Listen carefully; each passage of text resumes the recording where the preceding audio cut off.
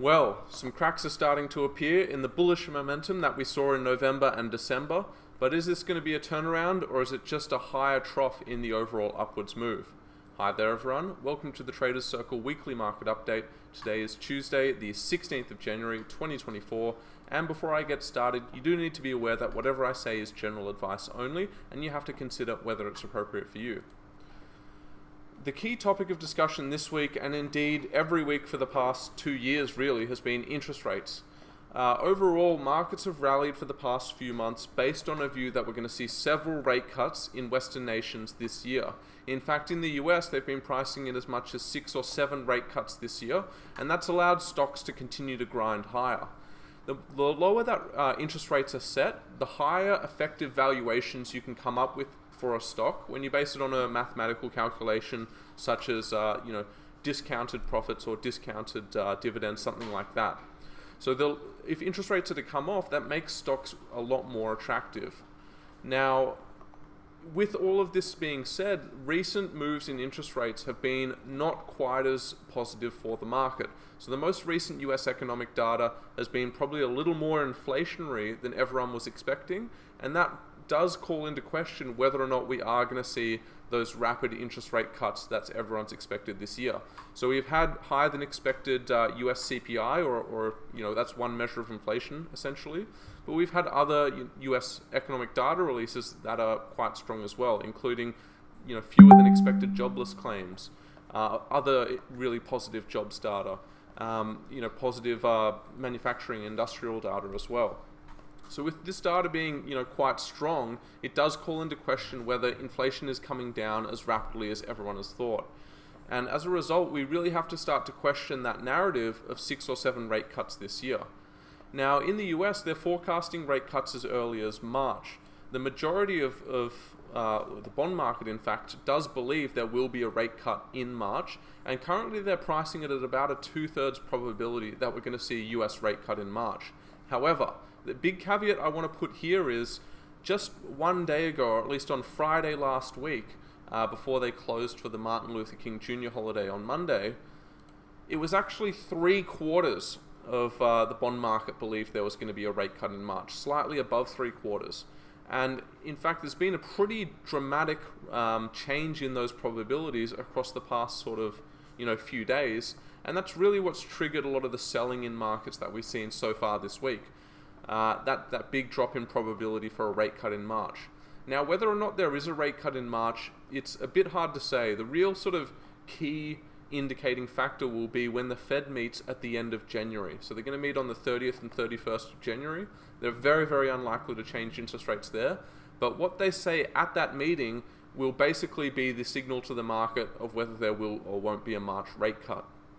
Now for Australia, we are also forecasting rate cuts this year, but ours are pushed back out a little bit further in the year, and we're not forecasting quite as many rate cuts this year.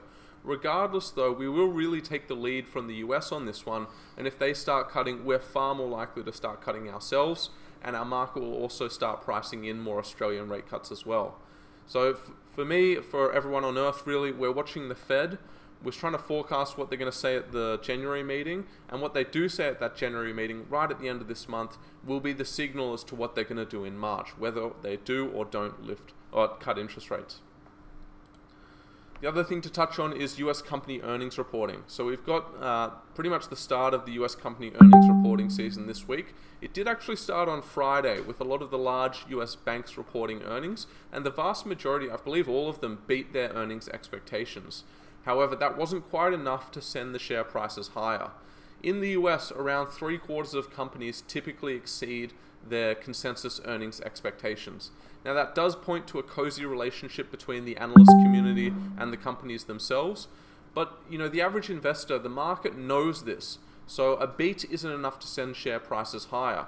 The beat needs to be an exceptional result, usually with strong forward guidance to push the prices up. And so while there were plenty of beats from those large banks on Friday, they weren't exceptional enough to push prices higher, especially when those prices are already trading at extremely high levels. So the rest of the reporting season will occur over the next couple of weeks, And really, I do think there's a bit of risk around this season. If companies aren't quite as positive as this market has sort of portrayed them to be after the rallies of November and December, I do think there's a bit of risk on stock-specific risk to the downside. For our own companies, they will start reporting in early February, usually around the end of the first week, start of the second week. If you are considering doing a trade on something at the moment, you have to consider that impact. Do look at the company's investor calendar. Do consider whether you're going to hold the trade, for the period the reporting will occur in, and do consider the effect of any dividends as well. Finally, I did want to touch on commodities as well this week. Across the past 2 weeks, we've seen iron ore prices fall around 10%. Now, iron ore prices had a great end to 2023, but they haven't had the best start to 2024. Now, given that iron ore stocks were pretty much at all-time highs at the start of 2024, it's unsurprising that they've seen a bit of selling across the past couple of weeks. I'd be very nervous if I was in these iron ore stocks because they've pushed to all-time highs, yet iron ore itself is quite a way off where it was in 2022. In fact, it's about $100 below its 2022 peak. So these iron ore stocks are trading higher than they were back then, despite production being roughly similar, despite their costs going up, despite their profit margins going down. And yet, so I just don't see these very, very high prices for these miners justified up here. The yields aren't as strong as they were, the margins aren't as strong, and overall, I don't think those all-time highs were justified. So those miners have started to come off across the past week. We're going to have to wait and see whether they'll continue to come off or whether they sort of hold up a bit from here. Historically and cyclically, they tend to hold up for their dividends in late February and then sell off after that. So we'll have to see if that pattern's repeated this time around or not. So let's have a quick look at the charts. This is the XJO, the top 200 stocks in Australia by market capitalization, and it's basically broken through a pretty key level of support today. It's broken below the 74.50 level. That was previously a level of resistance, and it did act as support throughout early January, but it has broken down now. Now it technically looks like we're going to see a move back towards the medium-term uptrend line, and currently that intersects around 73.50. So basically it's suggesting we might see about another percentage point movement until we do come to that key technical level. I'd be looking for us to potentially reach that level this week, or if not, if we do turn around from here, we could go back towards the all-time high just above 7,600. For the US market, this is the S&P 500, their most important index, and that is pretty much still at the all-time high. Now keep in mind they were closed overnight, so this last bar was Friday's trading. If they do fall off from here, we're starting to see a potential bearish reversal pattern, and that's a double top pattern here. So we've got the peak here, this peak here, and if it doesn't break through, if it falls off here, we could potentially see what we call a double top. With the double top pattern, I'd be looking for a break below 4,700, this support here.